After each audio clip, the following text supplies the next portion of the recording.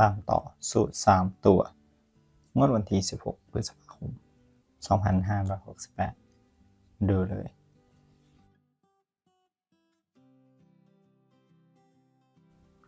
สวัสดีครับดังวันนี้เล็กเด็กมันครับนี้มาดูสูตรเลข3ตัวตรงครับอันดับแรกมาดูสูตรคำนวณครับสูตรที่คำนวณครับมี3สูตรดังนี้ครับสูตรที่1หลักแสนบวกหลักหมื่นบวกหลักหมื่นบวกหลักร้อยบวกเวลาครับบวก2คงที่สูตรที่2หลักแสน2ครั้งบวก10บนบวก1บนบวก5คงที่สูตรที่3หลักหมื่นบวกหลักร้อยบวก1บน2ครั้งบวก10ล่างและ8คงที่ครับไปดูเลขคำนวณจากสูตร3สูตรนี้พร้อมกันครับ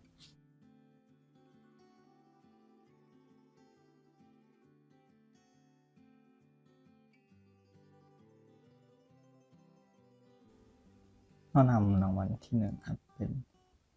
เลข6ตัวนะครับ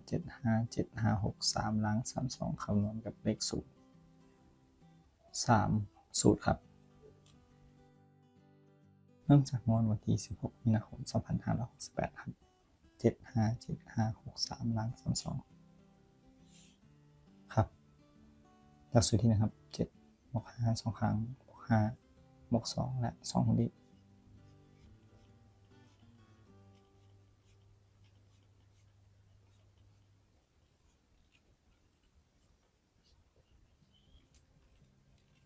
สูตรที่2ครับ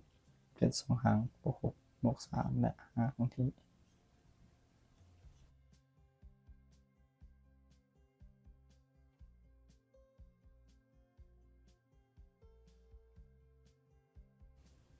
สูตรที่3 5บวก5บวก3 2ครั้งบวก3และ8คงที่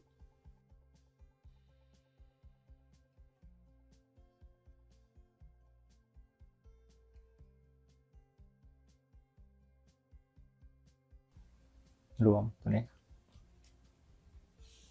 รวมได้26สูตรที่1ใช้เลขตัวท้าย6ครับสูตรที่2รวมได้28ตัวเลขรอบหน่วย8สูตรที่3รวมได้27หลักหน่วยคือ7เป็น6 8 7ครับงวดวันที่1เมษายนนะครับออก6 8 7ครับ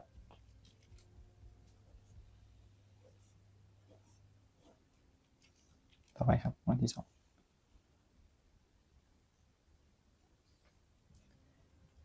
งวดวันที่1เมษายนนะครับรางวัลที่1 6 6 9 6 8 7ล่าง36มาคำนวณกับสูตรที่1 6บวก6 2ครั้งบวก6บวก6และ2คงที่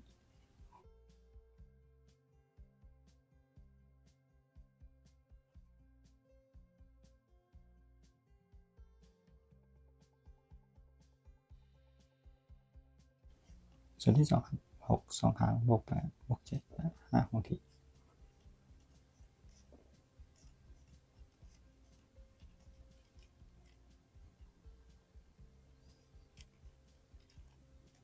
สูตรที่3 6บวกบวก7 2ครั้งบวก3และ8คงที่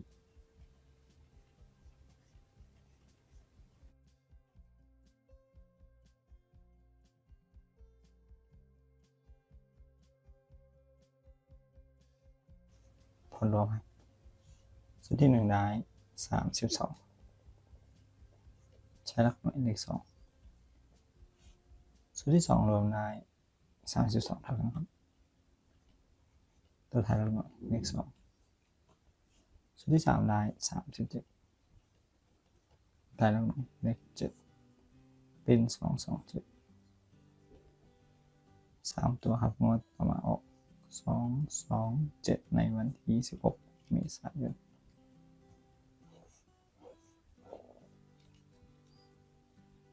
ครับต่อไปเป็นงวดที่3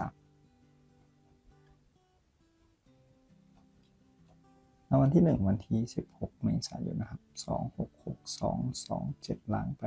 85คำนวณกับสูตรครับ2บวก6 2ครั้งบวก2บวก5และ2คงที่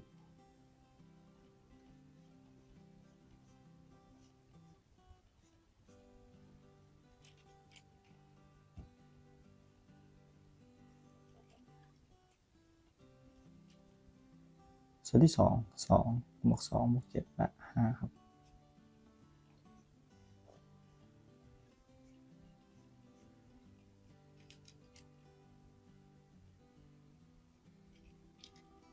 สูตรที่3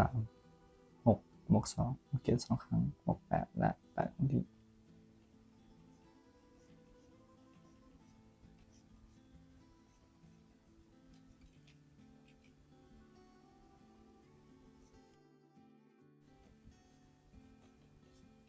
รวมครับสูตรที่1ได้ 23 หลักหน่วยเลข3สูตรที่2ได้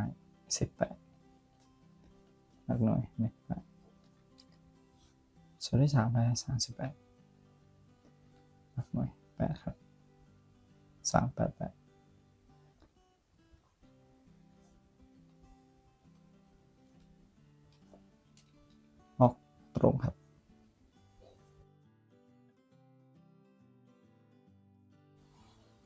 เป็น3หมวดนะครับที่เราคำนวณทดสอบสูตรฉะนั้นจะใช้สูตรนี้ครับไปคำนวณต่อ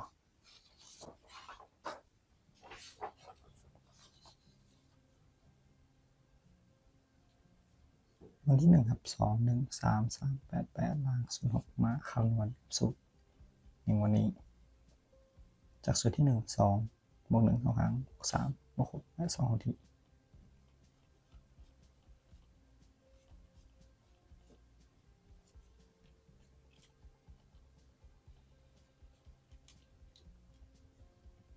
สูตรที่2 2 2 ครั้ง 8 บวก 8 และ 5 คงที่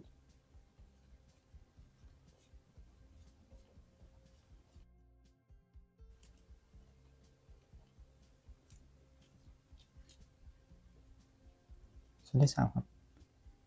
ยกมือนะครับเลข1 บวก 3 บวก 8 2 ครั้ง บวก 0 และ 8 คงที่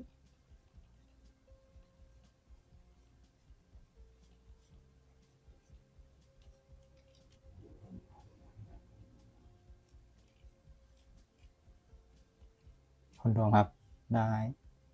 15เลขหลักมาคือ5สูตรที่2รวมได้ 25 หลักหน่วย5เช่นเดียวกันและสูตรที่3รวมได้ 28 หลักหน่วยจะได้เลข8ครับ5 5 8งวดวันที่16 พฤษภาคมนะครับ2568เลขคำนวณสูตรในชุดนี้ครับ